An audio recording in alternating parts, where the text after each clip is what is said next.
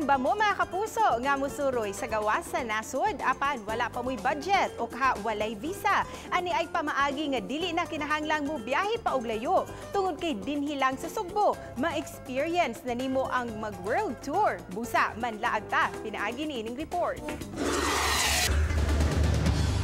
Dili ikalimod nga abunda ang Sugbo sa maanindot nga mga dapit.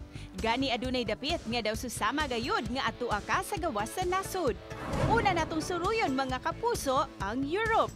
Sama sa Temple of Leia sa Barangay Busay, Greece feels gayud ang imong masinati tungod sa Greek o Roman architectural design niini.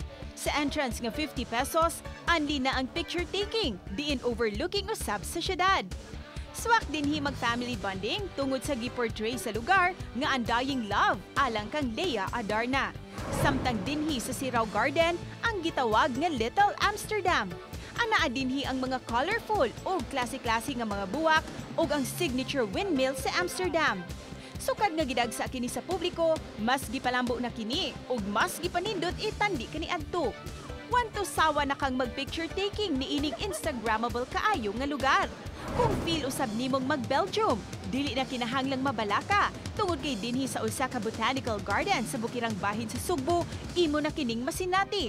Libuan ka mga buwak ang imong makita nga naglaray dinhi. Gitawag usab kini nga flower terraces tungod sa porma. Og aduna usab kini mga cottages, diin mamahimo kang mupahuway, og aduna say cafe nga imong kaorderan og mga pagkaon.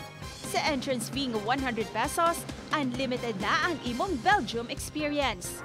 Samtang kung anaa ka sa Santa Ana, Toledo City, mamahimo na nimong ma-experience ang United Kingdom. Dinhi nahimutang ang labyrinth nga ginama sa mga tanom.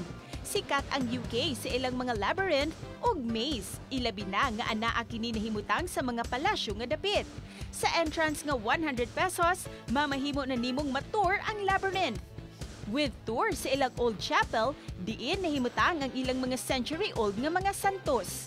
Samtang dinhi sa Asia, dili na kinahanglan pang moadto sa Hong Kong o baka sa Korea, tungod kay ani-ana ang 10,000 LED roses sa lungsod sa Cordova. Sa entrance nga 20 pesos, mamahimo na nimong ma-experience ang mga Korean dramas nga ingon niini ang location.